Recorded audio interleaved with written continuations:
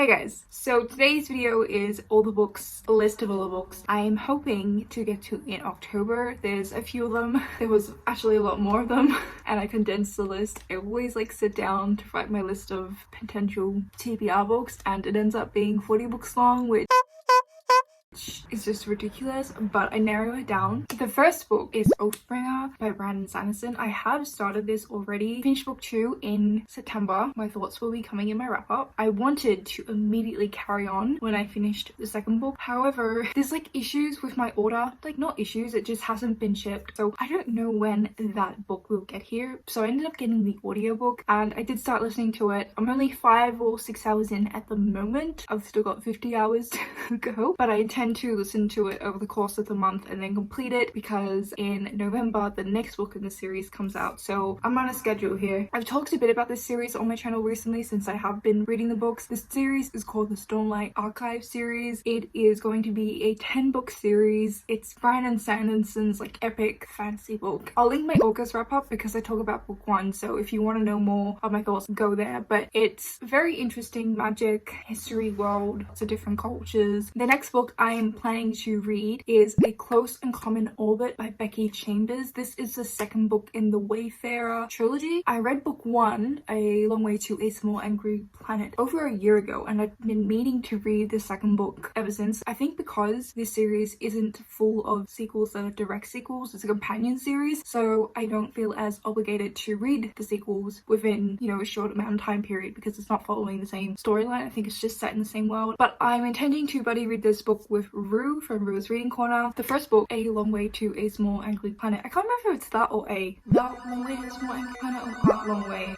I think it's A Long Way to a Small Angry Planet. Anyway, the first book is a very wholesome sci-fi book. It's very character driven and we follow all these characters who are on the ship, the Wayfarer. And there's not just humans, there's all these different species that Becky Chambers has made up, and it's just really fun and cool seeing these characters who end up having a found family dynamic interact, especially since so many of them come from different backgrounds. There's different cultures and languages, and just how they all interact based on that is so much fun to see and so interesting, insightful as well. It's not a very plot driven story. That was my main critique of the first book, but I still really enjoyed it. I think I gave it 4 stars, 4.25 stars, and I'm excited to see where this book takes us. I am also planning on buddy reading A Hero Born with Tammy and Katie, possibly Rue. There might be someone else. Oh, I'm sorry if I've forgotten anyone. I swear, our buddy reads are never structured. They're always yeah, let's do this, and sometimes we do it and sometimes we don't.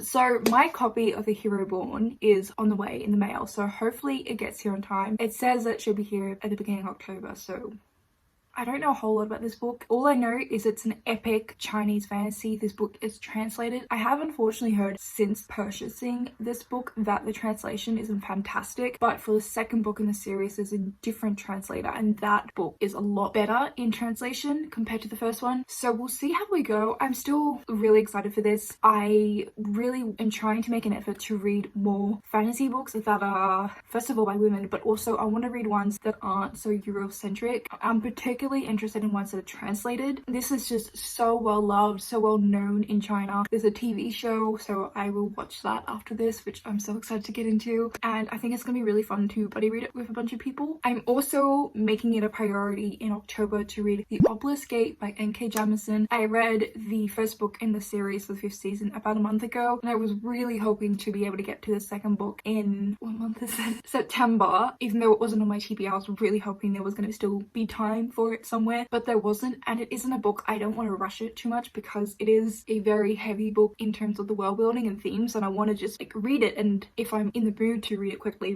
but if I'm not in the mood to read it quickly and I want to take my time with it, then I want to do so. So I'm just going to put it on October's TBR. This series is called the Broken Earth trilogy, and we follow these people who have this affinity to the earth where their emotions can trigger the earth to react in ways such as causing an earthquake, and these people are oppressed. There's a lot of racism towards them, a lot of hardships that they had to live with because of who they are, and we follow these characters. The story is more than that, but it's difficult to give you any more of a description than that, just because there's a lot of stuff you don't find out until like a good chunk of the way through book one. This series, I've only read book one, but book one was very, very clever in its themes and its symbolism of things and the parallels that symbolism in the book represents to what's in the real world. Just so much of it to pull and relate, and oh, it's amazing. Seriously mind-blowing, and I highly recommend the series. I have heard that the second book is slower, but it does get better, and I'm excited to learn more about the world. And I believe we have a new perspective in this, which is the daughter of one of the characters, so I'm really excited to see what her perspective is like. And I'm also planning on reading Solace by Gail Carriger. Now, I recently made a video where I shared my TBR of all the adult fantasy books by female authors that I want to get to within the next year or so, and one of them on there was Solace. And I said in that video that people would be interested in me making a Discord where we can buddy read one book a month. I love doing buddy reads, but it is really hard to do too many in a month, just because I only show you guys like 5 books on my TBR, but I secretly have like another 12 books on my TBR that I'm trying to read for secret TBRs and secret videos, so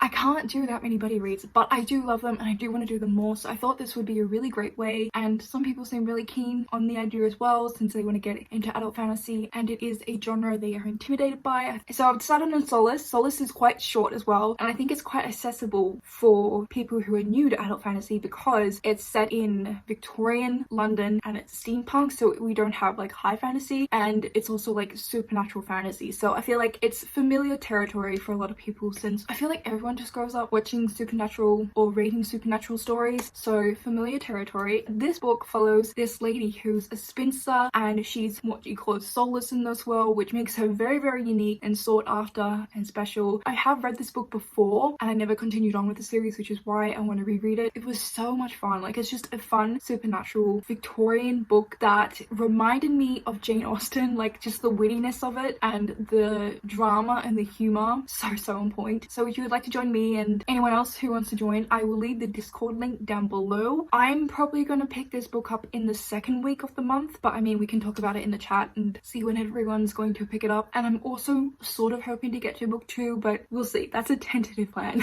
I'm trying to not be too ambitious, like be realistic, Nicole. But yeah, if you'd like to join us, I would really love to have you. Yeah, link down below, so check it out. Now, the last book I am hoping to get to, I don't know if I will get to this one, but I'm really, really hoping, is Battle Royale. Now, this book is the book club pick for the Chaos Rising book club, whose Twitter I will link down below. I brought this book years and years ago because it is very closely compared to The Hunger Games, and I can remember reading discourse online about whether Suzanne Collins copied this book and made The Hunger Games, but I don't know.